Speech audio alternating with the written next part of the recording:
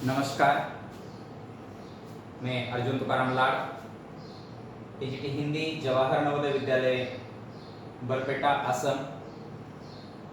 सबसे पहले आज के सत्र में आप सभी का हार्दिक स्वागत करता हूं और आज का जो हमारा पाठ है उसकी शुरुआत करने जा रहा हूं और इस पाठ का नाम है वचन। बच्चों, हिंदी व्याकरण हम देख रहे हैं और हिंदी व्याकरण में कल के तासिका में हमने देखा था कि संज्ञा विकारक तत्व जो है वो 3 हैं। इसका पहला हमने देख लिया, एक लिंग है, दूसरा है वचन और तीसरा है कारक। आज हम इस वचन के बारे में समुचित जानकारी हम लेंगे। बच्चों, सबसे महत्वपूर्ण बात ये मैं कह रहा हूं कि 1 से 8 तक के सभी छात्र तथा विविध प्रतियोगिता परीक्षाओं के लिए बहुत उपयोगी है हिंदी विषय व्याकरण पाठ वचन। इसके बारे में आज जानकारी हम ले रहे हैं। तो सबसे पहले हम एक महत्वपूर्ण है कि वो पेन लेंगे हम। हिंदी व्याकरण तथा वचन में कुछ तत्वों के कारण संज्ञा का रूपांतर होता है। ये मैंने कल भी बताया था। कुछ तत्वों के कारण संज्ञा का रूपांतर होता है, उन्हें संज्ञा विकारक तत्व कहा जाता है। तो ऐसे संज्ञा विकारक तत्व कौन से हैं? संज्ञा विकारक तत्व कौन से हैं? तो ये 3 हैं। एक है लिंग, दूसरा है वचन और तीसरा है कारक। समझ में आ गए? एक लिंग, वचन और कारक, ये 3 तत्व आपको संज्ञा विकारक तत्वों में आएंगे। वैसे देखा गया तो हमें कक्षा पहली से पढ़ाया जाता है, लड़का लड़की मतलब वचन पढ़ाया जाता है। लड़के लड़का है तो लड़के या लड़का लड़के, गुड्डा गुड़िया लिंग वचन, या एक वचन बहुवचन, उसके बारे में हम जानकारी देते हैं। तो कोई चीज दिखाई देंगे तो हम देखिए पेंसिल पेंसिले, एक पेन पेने या पेन पेन, मेरे पास बहुत सारे पेन हैं, ऐसे हम बोलते हैं। तो एक वचन बहुवचन, उसके बारे में हम जानकारी बचपन से भी लेते आए हैं। लेकिन ये संज्ञा विकारक तत्वों में आज तक हमने पढ़े, क्लास 8 तक आ गए, क्लास 7 तक आ गए, क्लास 5 6 है सपोज, ये जो क्रम चल रहा है उस क्रम में ये सारा पढ़ते आए हैं। लेकिन तभी भी प्रतियोगिता आत्मक परीक्षाएं हैं, उसमें हम गलती करते हैं। क्यों गलती करते हैं, उस प्रश्न का जवाब आपको इस पाठ के अंदर मिलेगा। तो हिंदी व्याकरण वचन में वचन की परिभाषा जो आप पढ़ते आए हैं, शब्द के जिस रूप, वस्तु, व्यक्ति और प्राणी के एक या अनेक होने का बोध होता है। शब्द के जिस रूप से वस्तु, व्यक्ति और प्राणी के एक या अनेक होने का बोध होता है, मतलब एक या अधिक होने का बोध होता है, उसे वचन कहते हैं। मतलब नंबर्स, संख्या का बोध होता है। जैसे बात बातें, पुस्तक पुस्तकें, रात रातें आदि। बात मेरी एक बात क्या बोलते हैं हम, नहीं मेरे पास बहुत सारी बातें, मैं बातें करने वाला हूं। तो एक वचन बहुवचन, एक वचन बहुवचन। हिंदी में वचन के भेद भी 2 है, याद रखिए। हिंदी में वचन की संख्या कितनी है? 2। आप ये 2 भेद कौन से हैं ये आगे देखेंगे हम। वचन के भेद आपको नोटबुक में लिखना है। वचन के भेद, एक वचन, बहुवचन, इसको एक से अधिक। एक वचन में हम देखते हैं, इसकी परिभाषा देखें पहले। शब्द के जिस रूप से एक वस्तु का बोध होता है, शब्द के जिस रूप से एक वस्तु, एक प्राणी, एक स्थान आदि का बोध होता है। सिर्फ वस्तु ही नहीं, किसी एक प्राणी का भी बोध हो सकता है, स्थान का बोध है, व्यक्ति का बोध है। शब्द के जिस रूप से एक वस्तु, व्यक्ति, प्राणी का बोध होता है, सिर्फ एक होने का बोध होता है, एक वचन कहते हैं। लड़का, पुस्तक, चिड़िया, नदी आदि शब्द मैंने दिए यहां, आप देख सकते हैं। लड़का, यहां एक ही लड़के का बोध हो रहा है। पुस्तक, यहां एक पुस्तक होने का बोध हो रहा है। चिड़िया, यहां एक चिड़िया होने का बोध हो रहा है। नदी, एक नदी का बोध हो रहा है। तो निश्चित ये जो शब्द है, ये जो संज्ञा शब्द है या शब्द है, वो क्या कर रहे हैं? एक वस्तु का या एक होने का बोध करा रहे हैं, इसीलिए ये एक वचन कहलाते हैं। याद रखना।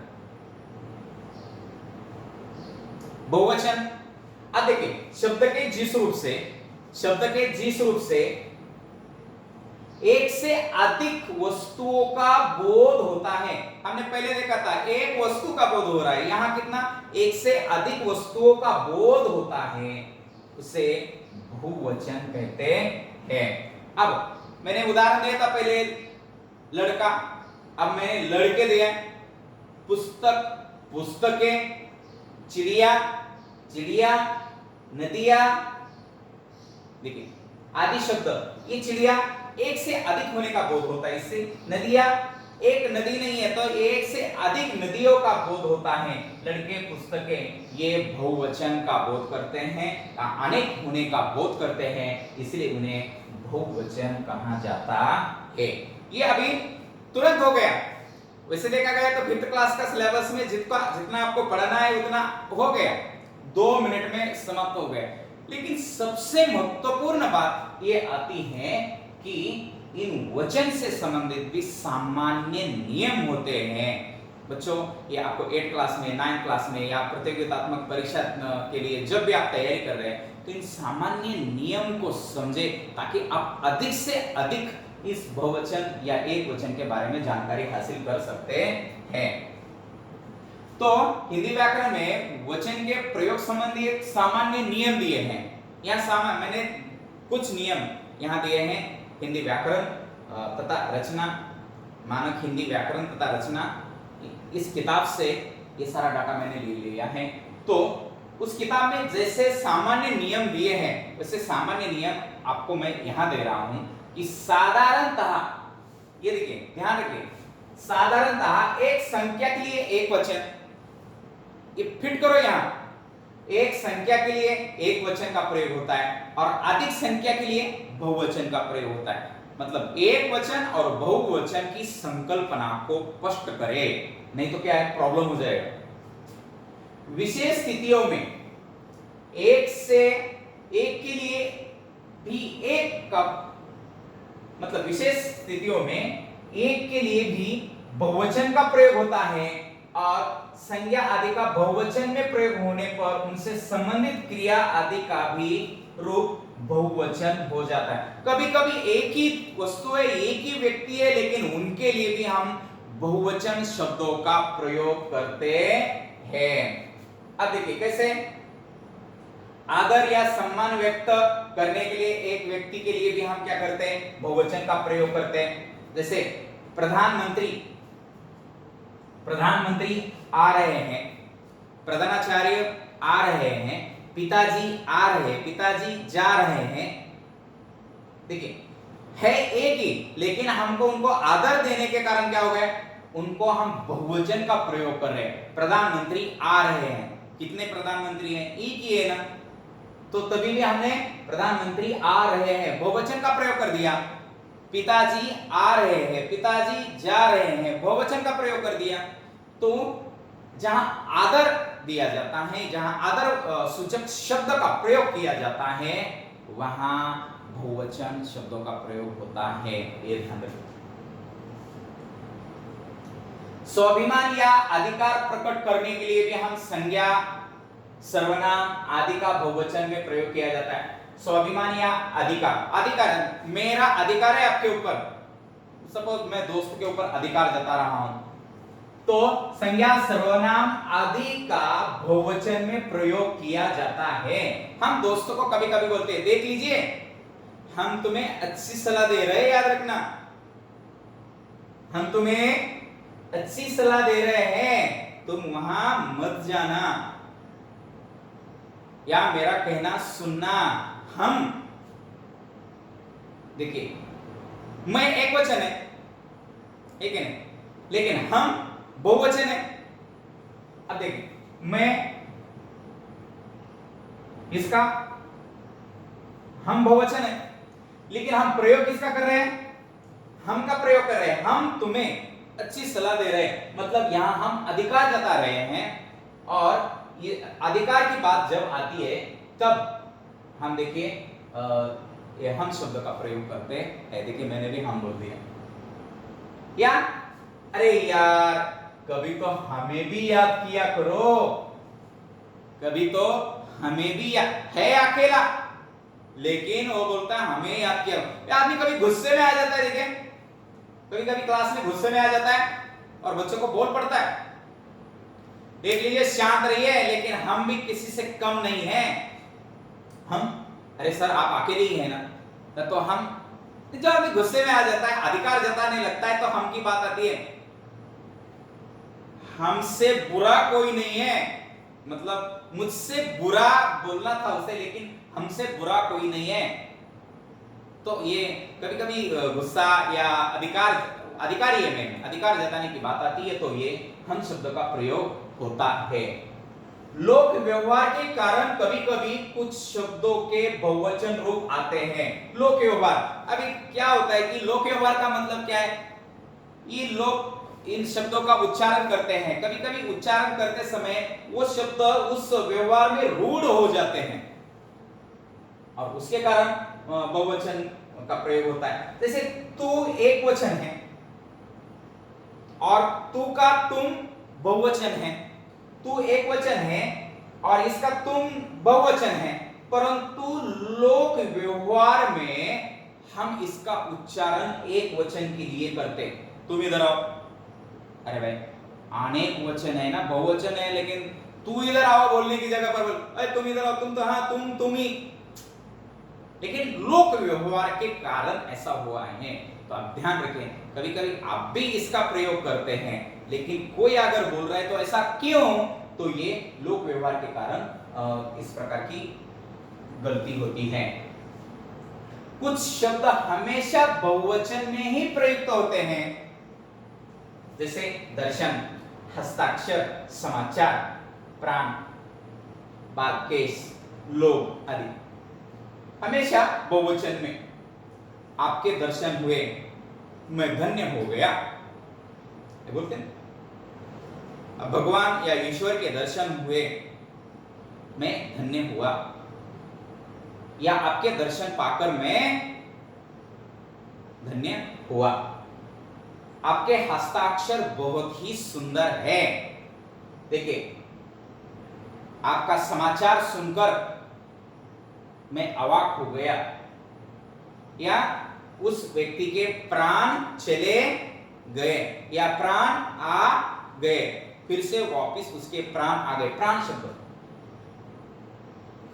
21 हमेशा ये बहुवचन में प्रयोग होता है।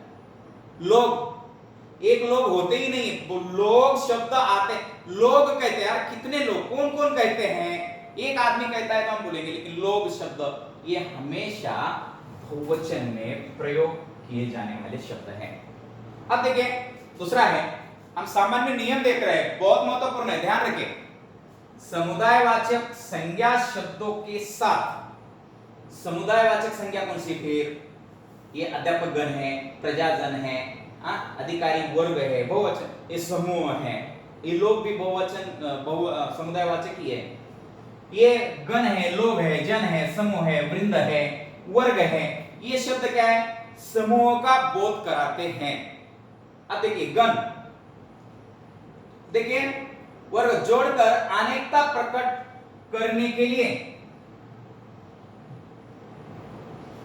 या अनेकता प्रकट करने के लिए बहुवचन बनाए जाते हैं। जैसे अध्यापक शब्द को हमने गण जोड़ दिया, और अध्यापक गण, हम भाषण देते समय या स्टेज पर खड़े होते हैं तो मेरे अध्यापक गण, अभी कितने? तो सभी आ गए उसमें। अध्यापक गण, प्रजा, अब प्रजा का अर्थ ही होता है जनता, जन है कि नहीं? जन यानी लोग, तो ये प्रजाजन मतलब एक से अधिक, अधिकारी वर्ग, इसमें एक अधिकारी नहीं है तो उस अधिकारी के समूह के सभी अधिकारी उसमें आ गए।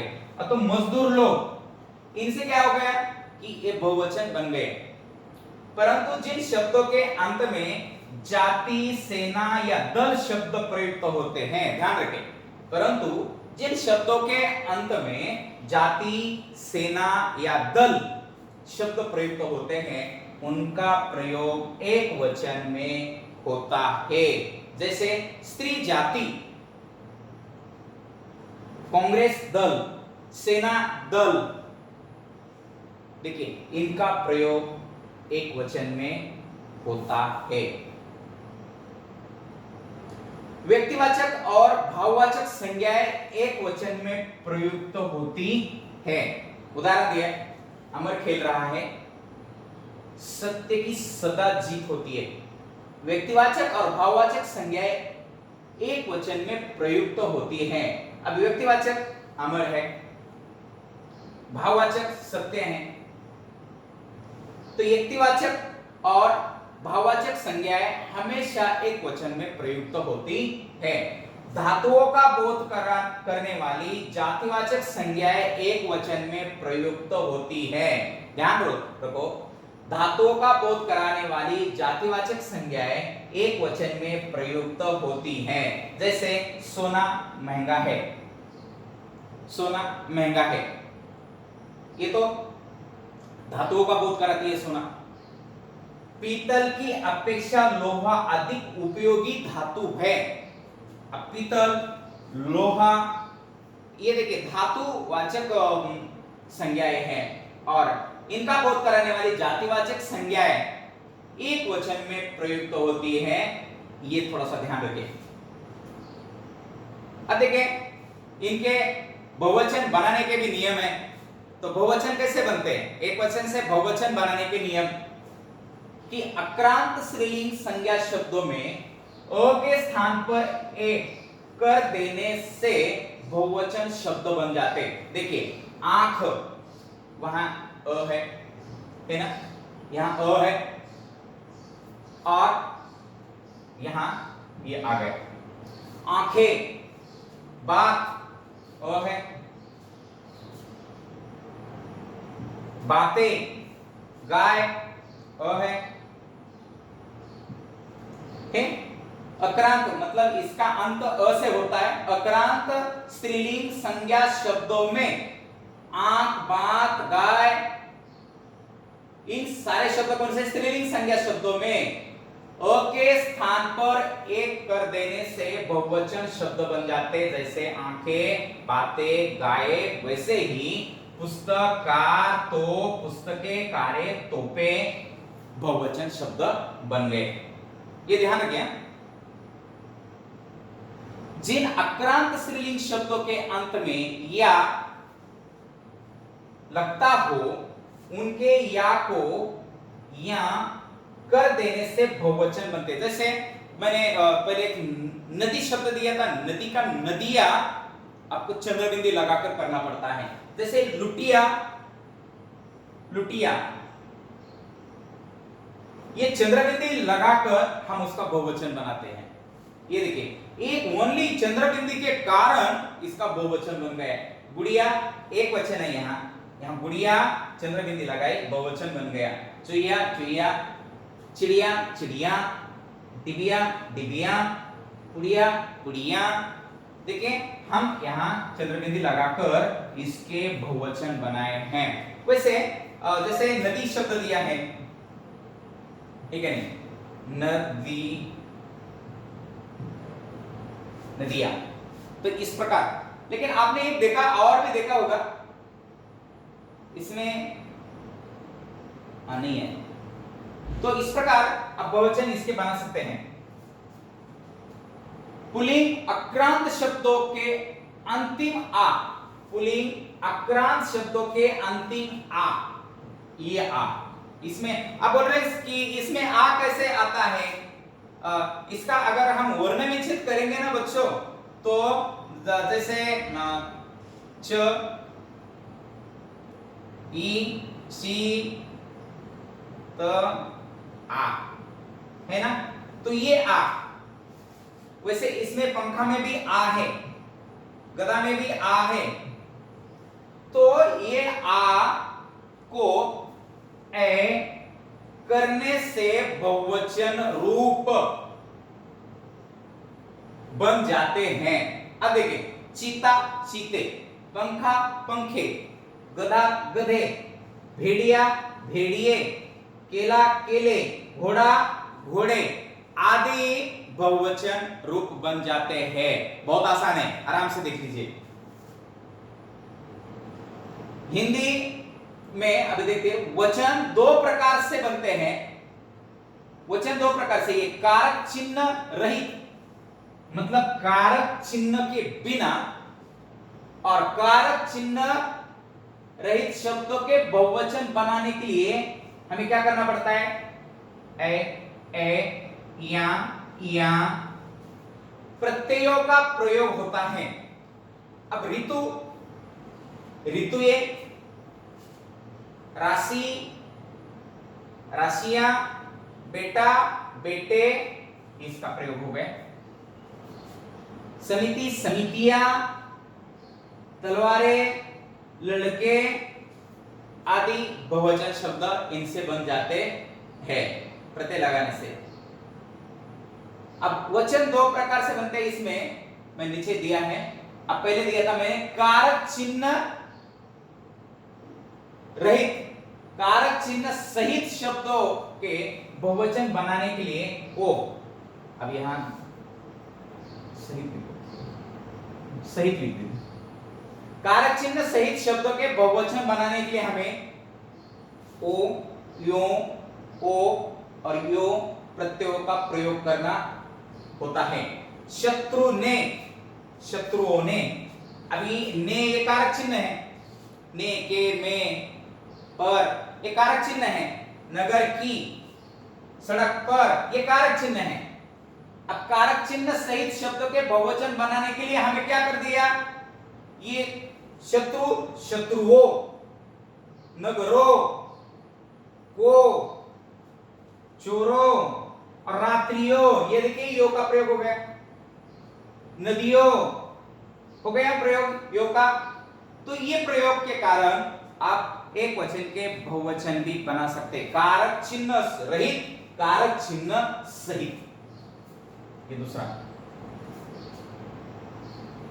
अब देखिए आगे का जो नियम है, अक्रांत शब्दों को छोड़कर, किन शब्दों को छोड़कर?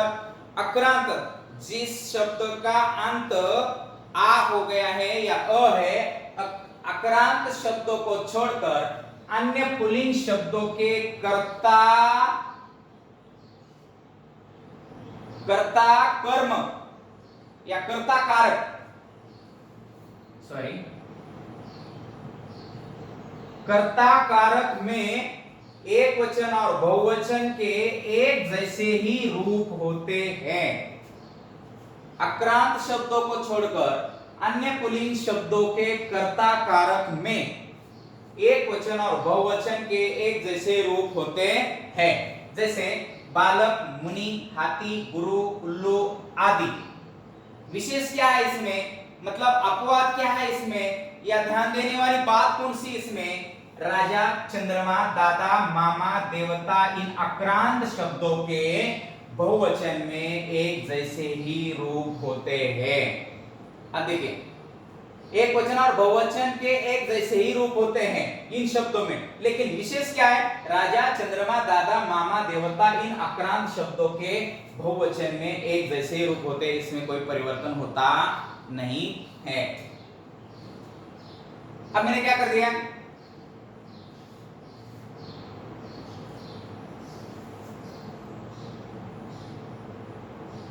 वचन लिखिए,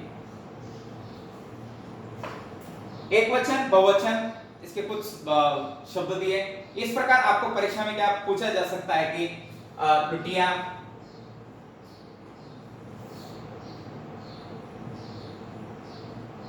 लुटिया, फॉन्ट के कारण ये सब चेंजेस होता है। गुड़िया, गुड़िया, चिड़िया, चूहिया,